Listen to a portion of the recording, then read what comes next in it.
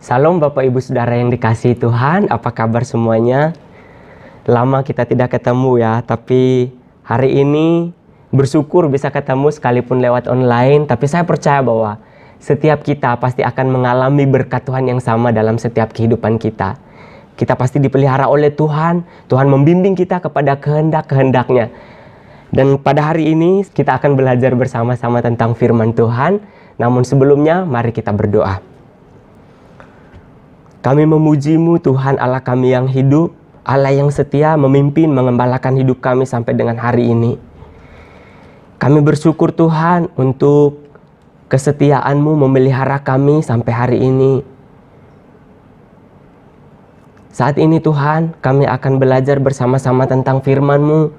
Kiranya Allah Roh Kudus memimpin kami, menolong kami untuk mengerti tentang kehendak Tuhan bagi setiap kami melalui firman yang kami baca ini, agar setiap kami boleh menangkap maksud Tuhan dan kami boleh hidupinya dalam setiap kehidupan kami. Kami bersyukur dalam nama Tuhan Yesus. Amin.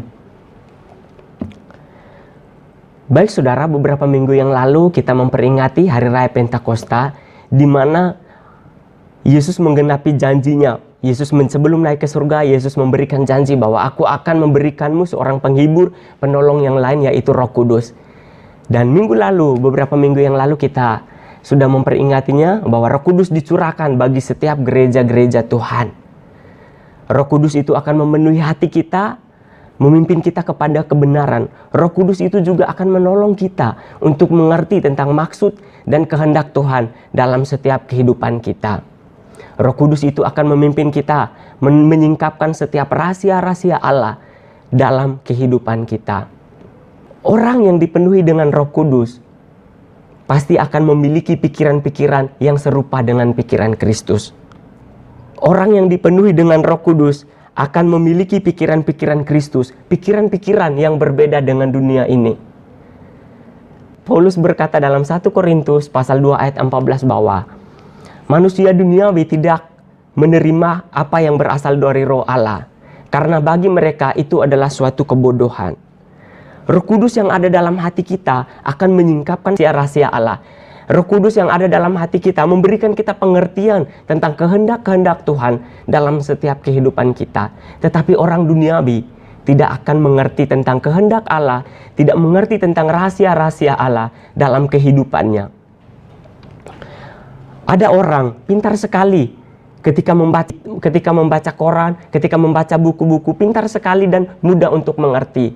Mereka pintar sekali menganalisa hal-hal politik, hal-hal ekonomi, tetapi ketika baca Alkitab, mereka tidak mengerti karena Roh Allah tidak ada dalam diri mereka. Ada banyak orang rajin ke gereja, tetapi masih memiliki pikiran-pikiran duniawi. Seharusnya orang yang sudah percaya kepada Kristus, Roh Kudus diam di dalam hatinya dan memiliki pikiran-pikiran Kristus. Roh Kudus itu akan menginsapkan setiap kita akan kebenaran-kebenaran untuk menolong kita bertumbuh semakin hari ke arah kehendak Tuhan. Ketika cobaan datang, alihkanlah pikiran kita kepada hal-hal rohani.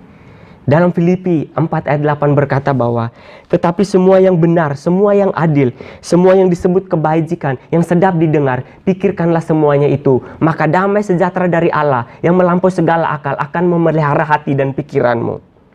Ciri-ciri orang yang pikirannya dipenuhi oleh Roh Kudus, yang pertama, memiliki pikiran yang suci. Roh Kudus yang ada di hati kita akan memberikan pikiran-pikiran yang suci, pikiran-pikiran yang kemenangan. Ketika Yesus berada di dunia, Yesus pun mengalami pencobaan-pencobaan sama seperti manusia pada umumnya. Hanya dia tidak berdosa. Dalam Ibrani 4 ayat 15 berkata bahwa sebab imam besar yang kita punya bukanlah imam besar yang tidak dapat turut merasakan kelemahan-kelemahan kita. Sebaliknya sama dengan kita telah dicobai, hanya dia tidak berdosa. Yesus pun mengalami pencobaan yang sama seperti kita, tetapi dia menang atas setiap pencobaan itu. Ketika pencobaan datang, dia berkata, ada tertulis, manusia bukan hidup dari roti saja, tetapi ada firman yang keluar dari mulut Allah. Ada tertulis, jangan mencobai Tuhan Allahmu. Ada tertulis, hanya kepada Allah sajalah engkau menyembah. Yesus menang dalam setiap pencobaan itu karena pikirannya dipenuhi dengan firman Tuhan. Sangat penting bagi kita, bagi saudara dan saya, untuk mengisi pikiran kita dengan kebenaran firman Tuhan, sehingga ketika cobaan datang, kita bisa mengalahkan itu dan kita memiliki kemenangan atas setiap pencobaan itu. Saudara yang dikasihi Tuhan, ketika kita dicobai, kita belum jatuh ke dalam dosa. Tetapi ketika kita memberikan pikiran kita untuk setuju dengan pikiran iblis, maka disitulah kita jatuh ke dalam dosa. Contohnya, ketika Daud berjalan di atas suatu istana, dia melihat istri orang yang sedang mandi. Daud belum berdosa, saudara, karena itu kebetulan dia lewat. Tetapi karena Daud melihat dan mengingininya, maka Daud jatuh ke dalam dosa. Berbeda dengan Yusuf ketika dia digoda oleh istri Potifar. Dia berkata, "Jangan nyonya, ini dosa besar bagiku." Tetapi ketika dia ingin diperkosa oleh istri Potifar, dia lari keluar sekalipun akhirnya dia difitnah. Karena dia taat, dia setia sama Tuhan. Saudara yang dikasihi Tuhan, ketika pikiran kita diisi dengan kebenaran firman Tuhan, maka kebenaran itulah yang akan membuat kita menang. Kebenaran itulah yang akan memerdekakan kita dalam setiap pencobaan yang kita alami. Martin Luther pernah berkata bahwa saya tidak akan melarang burung terbang di atas kepala saya, tetapi saya bisa melarang burung untuk tidak bersarang di atas kepala saya. Artinya apa, saudara? Kita tidak akan bisa melarang godaan itu datang. Kita tidak bisa melarang iblis untuk menyerang kita. Tetapi kita bisa mengalahkan iblis itu dengan mengisi pikiran kita dengan firman Tuhan. Dan pikiran yang menang itu akan memimpin kita kepada kehidupan yang menang. Asal saja hidupmu dikendalikan oleh Roh Kudus. Ketika godaan datang, alihkanlah kepada pikiran-pikiran lain. Pikirkanlah penyembahan.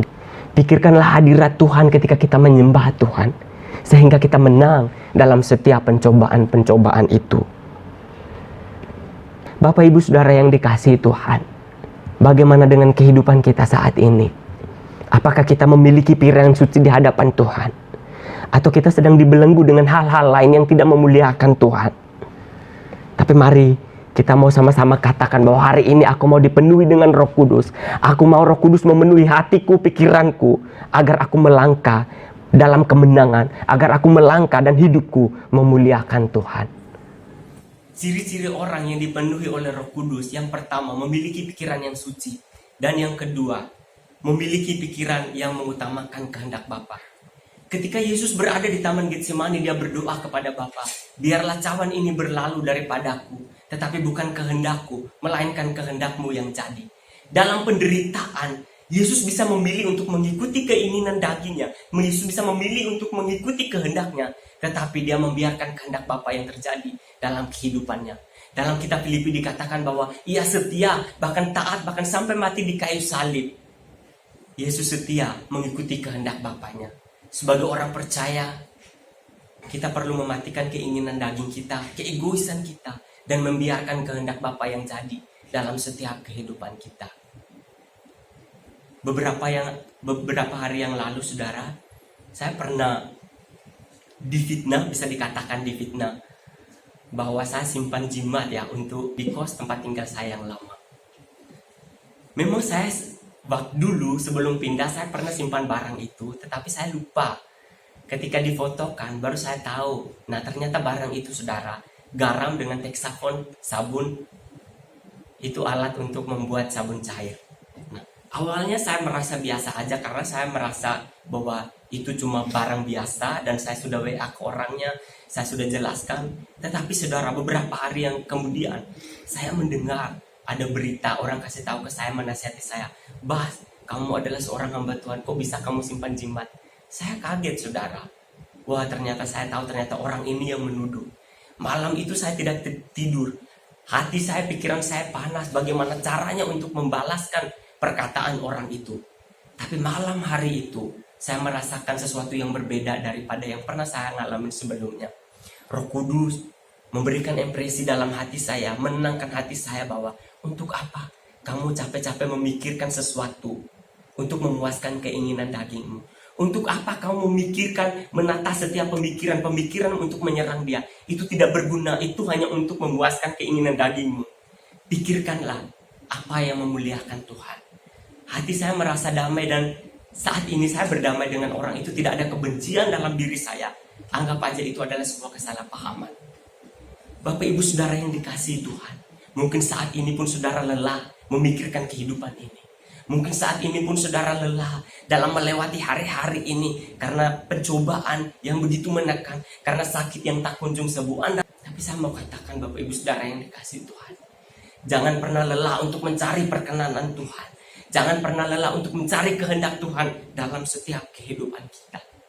Apa kehendak Tuhan bagi setiap kita anak-anaknya? Apa kehendak Tuhan bagi saudara saat-saat ini?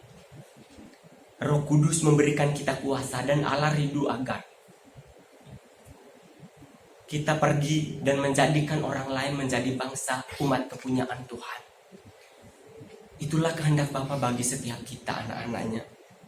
Milikilah hidup yang menjadi berkat bagi orang lain.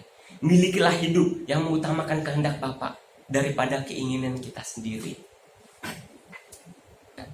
Apa kehendak Tuhan bagi setiap kita anak-anaknya? Tuhan senang dengan pelayanan kita, iya. Tapi Tuhan rindu supaya kita pergi untuk menjadikan orang umat kepunyaan Tuhan. Menjadikan orang lain menjadi milik Tuhan. Mereka juga bisa menikmati anugerah berkat yang telah Allah sediakan bagi setiap mereka. Bapak Ibu Saudara yang dikasihi Tuhan, cari tahu kehendak Tuhan dalam setiap kehidupan kita hari ini. Agar kita melangkah sesuai dengan apa yang Tuhan mau dalam kehidupan kita. Sebagai anak Tuhan, kita perlu mematikan keinginan daging kita, keegoisan kita, dan membiarkan kehendak Tuhan yang mengalir dalam setiap kehidupan kita. Waktu saya kuliah, saya pernah berantem sama teman, hanya masalah sepele, yaitu sepatu saya yang simpan dalam kamar. Saya tahu bahwa selama ini saya yang membersihkan kamar itu. Baru aja sekali dia bersihkan, dia langsung buang sepatu saya. Itu ada emosi dalam diri saya. Akhirnya kami berantem, saya pulang malam-malam ke kos Jimbaran. Tapi malam itu, Roh Kudus berbicara kepada saya bahwa memberikan pikiran-pikiran yang membuat saya nyaman. Untuk apa selama ini kamu kuliah? Bahwa masalah sedikit itu kamu harus pulang dan berhenti. Kamu bodoh. Dan yang ketiga, ciri-ciri orang yang pikirannya dipenuhi oleh Roh Kudus.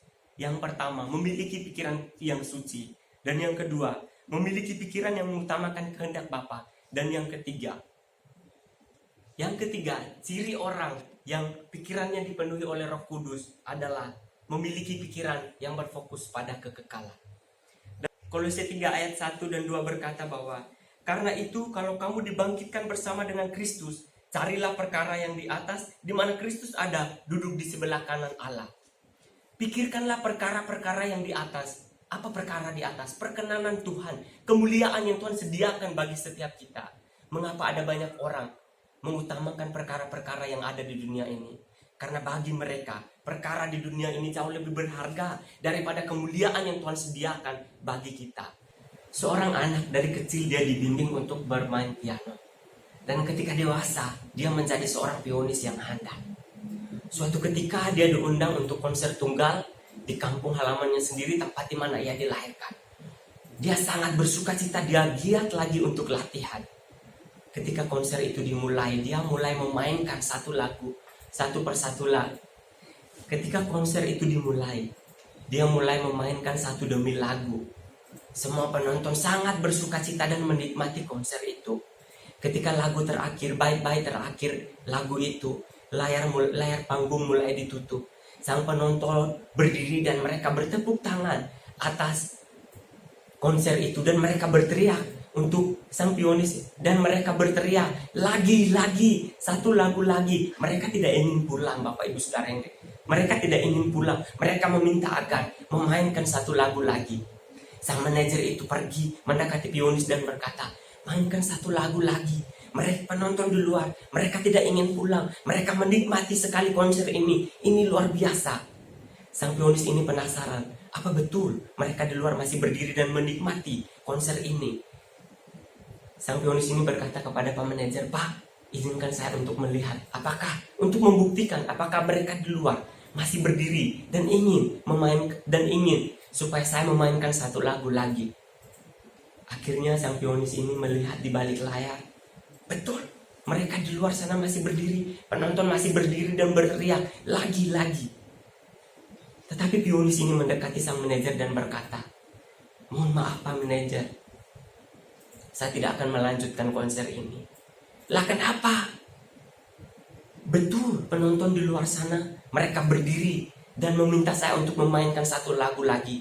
Tapi saya melihat di balkon atas ada seorang kakek tua duduk, di mana dia tidak berdiri. Sang manajer ini mendekati hari itu dan melihat ternyata benar kakek tua itu sedang duduk dan dia tidak berdiri bertepuk tangan seperti penonton yang lainnya. Sang manajer ini berkata, "Persetan dengan kakek tua itu, untuk apa kamu pedulikan dia? Persetan dengan kakek tua itu, mungkin dia tidak mengerti tentang ilmu musik, mungkin dia tidak mengerti tentang konser ini sehingga dia tidak berdiri." Pianis ini berkata kepada Pak Manajer ini, "Kamu salah Pak, dia itu adalah pelatih saya dulu waktu saya kecil. Izinkanlah saya untuk kembali konser tunggal ini lagi. Saya akan pulang belajar lebih giat lagi. Tetapi saya hanya ingin kakek tua itu berdiri dan mengacungkan jempol kepada saya dan berkata, 'Well done, baik sekali apa yang kamu lakukan.'" Bapak Ibu Saudara yang dikasihi Tuhan, apakah yang kita kejar di dunia ini? Apa yang kita cari di dunia ini? Pujiankah, popularitaskah, kedudukan? 1000 orang boleh like hidupmu, tetapi kalau Tuhan tidak mencintai hidupmu, itu semua hanyalah sampah. Bapak Ibu Saudara yang dikasihi Tuhan, penting bagi kita untuk hidup dipenuhi oleh Roh Kudus, agar kita mengerti tentang kehendak Tuhan dalam setiap kehidupan kita. Orang yang memiliki pikiran yang dikendalikan oleh Roh Kudus, yang pertama, memiliki pikiran yang suci. Dan yang kedua, memiliki pikiran yang mengutamakan kehendak Bapa dalam kehidupannya. Dan yang ketiga, memiliki pikiran yang berfokus pada kekekalan. Biarlah kebenaran firman Tuhan ini menolong kita untuk bertumbuh semakin hari, memiliki pikiran semakin serupa dengan Kristus, karena itulah yang Ia kehendaki bagi setiap kita anak-anaknya. Terima kasih Tuhan untuk firman-Mu yang Kau beri bagi kami pada hari ini. Hamba berdoa kiranya Tuhan setiap anak-anak-Mu menaruh pikiran yang sama seperti pikiran-Mu Tuhan. Sehingga ketika cobaan datang, sehingga ketika badai itu datang, kami terus berjalan dalam kehendak-Mu.